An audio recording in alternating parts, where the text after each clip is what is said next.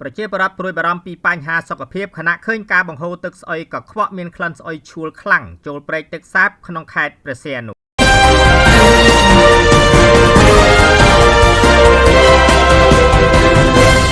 បាទលោកនាងស្ដាប់ជាទីមេត្រីប្រជាប្រដ្ឋនិងអាជីវករបម្រើវិស័យទេសចរនៅតាមដងព្រែកទឹកសាបមួយចំនួនកំពុងបង្ហាញការព្រួយបារម្ភពីផលប៉ះពាល់ផ្នែកសុខភាពនិងការប្រកបរបរចិញ្ចឹមជីវិតខណៈមូលដ្ឋាននេះមានការបង្ហូរទឹកកខ្វក់អាចមានផ្ទុកសារធាតុគីមីដែលសង្ស័យថាបង្ហូរចេញពីរោងចក្រសហគ្រាសនានានៅក្នុងតំបន់សេដ្ឋកិច្ចពិសេសក្រុងព្រះសីហនុយ៉ាងណាមន្ទីរជំនាញនៃរដ្ឋបាលខេត្តព្រះសីហនុនិយាយថាបរដ្ឋកុំព្រួយបារម្ភខ្លាំងពេកអីព្រោះជំនាញកំពុងដោះស្រាយបញ្ហានេះប្រជាពលរដ្ឋមួយចំនួនរស់នៅសង្កាត់រៀមក្រុងកំពង់សោមបង្ហាញការព្រួយបារម្ភជាថ្មីទៀតខណៈឃើញពណ៌ទឹកក្នុងព្រែកទឹកសាបមានសភាពខុសពីធម្មតាដោយមានផ្សែងហុយចេញពីផ្ទៃទឹកមានក្លិនស្អុយក្លិនឆួលខ្លាំងនិងពិបាកក្នុងការដកដង្ហើមជាដើមពលរដ្ឋមិនបង្ហាញអត្តសញ្ញាណរស់នៅអមសងខាងព្រែកទឹកសាបបានរៀបរាប់ថាស្ថានភាពទឹកក្នុងព្រែកទឹកសាបមានទីតាំងនៅជិតតំបន់សេដ្ឋកិច្ចពិសេសក្រុងព្រះសីហនុបានប្រែទៅជាមានពណ៌ខ្មៅកខ្វក់ខួរអណ្ដែងមានពពុះមានក្លិនស្អុយនិងក្លិនឆួលខ្លាំងដែលពិបាកទ្រាំរស់នៅក្នុងតំបន់នោះលោកបន្តថាមានពលរដ្ឋជាម្ចាស់ដីដែលរងផលប៉ះពាល់ធ្ងន់ធ្ងរនៅជាប់ព្រែកទឹកសាបនេះគឺបានចាកចេញពីតំបន់នោះជាបន្តបន្ទាប់ព្រោះមិនអាចរស់ទ្រាំនឹងក្លិនស្អុយឆួលខ្លាំងក្រមប្រជាប្រដ្ឋទាំងនោះបានស្នើដល់មន្ត្រីជំនាញឲ្យចុះពិនិត្យរោគប្រភពនៃការបំពុលបរិស្ថានក្នុងព្រែកទឹកសាបនេះឲ្យបានឆាប់ត្បិតការបំពុលនេះមានវិសាលភាពកាន់តែអាក្រក់ពីមួយថ្ងៃទៅមួយថ្ងៃបញ្ហាធោជួយពិនិត្យមើលការបង្ហូរទឹកស្អុយរោងចក្របញ្ចេញទឹកស្អុយហ្នឹងដែលប៉ះពាល់ដល់ប្រជាជនដែលប្រស្រ័យផលពាក់ព័ន្ធគេបង្ហូរមកប៉ះពាល់ខ្លាំងណាស់ដល់ប្រជាជនដែលរស់នៅជាប់មាត់ព្រែកហើយនឹងអ្នកដែលរកស៊ីនៅលើព្រែកហ្នឹងគឺវាប៉ះពាល់សុខភាពខ្លាំងសង្ឃថាដកដង្ហើមមកចង់រួចហើយនឹងពីផ្សែងវាចេញក្លិនមកគឺពិបាកនឹងទទួលយកពីព្រោះបរិស្ថានវាមិនល្អស្រដៀងគ្នាដែរសម្រាប់អាជីវករបម្រើវិស័យទេសចរក៏បានបង្ហាញការព្រួយបារម្ភលើបញ្ហាបំពុលទឹកកខ្វក់ចូលក្នុងព្រែកទឹកសាបនេះដែរលោកថាទឹកកខ្វក់នេះមួយផ្នែកទំនងជាត្រូវបង្ហូរចេញពីរោងចក្រសហគ្រាសធំៗមានទីតាំងក្នុងតំបន់សេដ្ឋកិច្ចពិសេសក្រុងព្រះសីហនុលោកថាបើគ្មានការទប់ស្កាត់បញ្ហានេះឲ្យបានទាន់ពេលទេនឹងរងផលប៉ះពាល់កាន់តែធ្ងន់ធ្ងរទៅថ្ងៃអនាគតគាត់ចេះតែប្រហោអាកាសសំណល់របស់គាត់ចុះមកខាងក្រោមហ្នឹងក៏ពិបាកដែរហើយនៅខាងរោងចក្រហ្នឹងក៏ដាក់ស្តាស៊ីតដាក់អីមកអញ្ចឹងវាប៉ះពាល់ហើយពេលយើងស្អាតទាំងអីហើយគាត់មានអ្នកជួយមើលថែ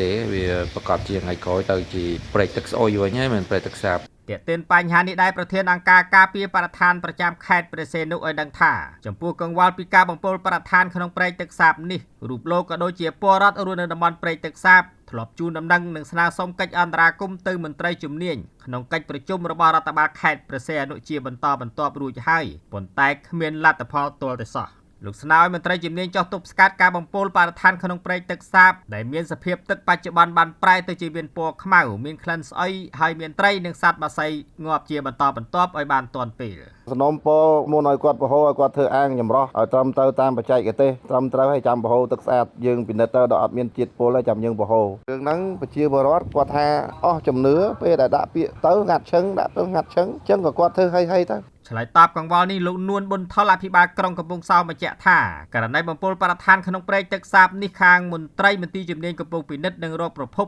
នៃផលប៉ះពាល់នេះរួចហើយទទួលស្គាល់ថាពិតជាមានករណីបង្ហូរទឹកស្អុយចូលព្រែកធម្មជាតិមួយនេះពិតប្រាកដមែនវាមានពីររឿងទី1ហ្នឹងគឺឯងចាក់សម្រាមរបស់ក្រុមហ៊ុនសន្យាពេជ្រដែលមានលិខិតអនុញ្ញាតពីក្រសួងបរិស្ថានមួយហើយនឹងទី2ហ្នឹងគឺអាចថាតំបន់សេដ្ឋកិច្ចពិសេសហ្នឹងហើយកន្លងមកធ្លាប់បានទៅចុះពិនិត្យមើលជាមួយក្នុងខេត្តដឹកនាំគឺលោកលងនីម៉ងអ្នកដឹកនាំប៉ុន្តែ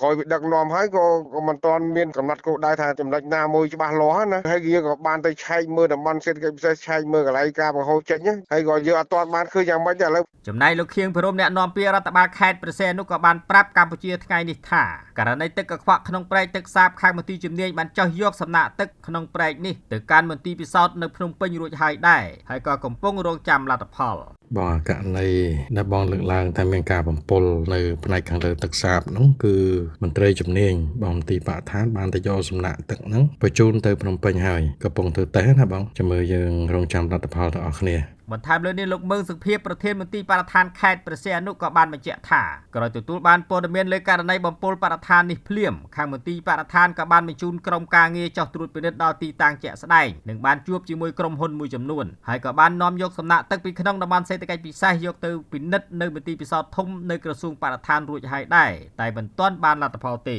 ថ្ងៃមុនក្រុមការងារបានចុះទៅត្រួតពិនិត្យជាមួយក្រុមការងារពាក់ព័ន្ធក៏ដូចជាម្ចាស់ទីតាំងយើងបានយកសំណាក់ទឹកពីតំបន់សេដ្ឋកិច្ចពិសេសក្រុងព្រះសីហនុពីក្រុមហ៊ុនសន្យាពេជ្រពីទីលានចាក់សម្រាមហើយក៏យើងបានពិនិត្យនឹងវិភាគបឋមហើយមួយវិញទៀតក៏យើងបានយកលទ្ធផលទឹកទាំងអស់ហ្នឹងទៅវិភាគនៅគុណភាពទឹកនៅក្រសួងបរិស្ថានឥឡូវយើងកំពុងតែរងចាំលទ្ធផលនឹងបាទជូនបងជាបងបានលទ្ធផលយ៉ាងណាខ្ញុំជំរាបជូនបងថែមទៀតបង យោងតាមច្បាប់ស្តីពីការការពារនិងគ្រប់គ្រងបរិស្ថានបានកំណត់ថាមិនអនុញ្ញាតឲ្យមានការបង្ហូរសារធាតុគីមីឬសារធាតុពុលចូលក្នុងទឹកឬដីដោយគ្មានការគ្រប់គ្រងត្រឹមត្រូវនោះទេហើយរោងចក្រសហគ្រាសត្រូវមានប្រព័ន្ធសម្អាតទឹកកខ្វក់និងត្រូវគោរពតាមស្តង់ដារបរិស្ថានជាដើមចំពោះការបង្ហូរទឹកកខ្វក់ដោយគ្មានការគ្រប់គ្រងគឺផ្ទុយនឹងច្បាប់ហើយអាជ្ញាធរមានសមត្ថកិច្ចត្រួតពិនិត្យនិងចាត់ចែងវិធានការច្បាប់ជាងនេះទៀតប្រសិនបើរោងចក្រសហគ្រាសទាំងនោះមិនអនុវត្តតាមច្បាប់ទេនឹងត្រូវពិន័យជាប្រាក់បិទអាជីវកម្មឬទទួលទោសតាមច្បាប់តាមរបាយការណ៍របស់រដ្ឋបាលខេត្តព្រះសីហនុបង្ហាញថា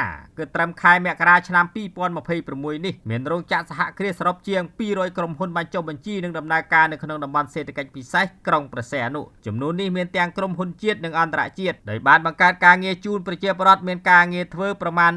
32,000 កន្លែងហើយក្រុមហ៊ុនភាគច្រើនមកពីប្រទេសចិនអឺរ៉ុបនិងអាមេរិកជាដើម រោងចក្រទាំងនោះមានផលិតដូចជាសម្លៀកបំពាក់គ្រឿងបន្លាស់រថយន្តសម្បកកង់គ្រឿងម៉ាស៊ីនគ្រឿងអេឡិចត្រូនិកគ្រឿងសំណង់សម្ភារៈលំនៅឋានឧបករណ៍ថាមពលឬគ្រឿងបន្លាស់ថ្មីៗនិងរោងចក្រ BYD ផលិតរថយន្តថាមពលជាដើម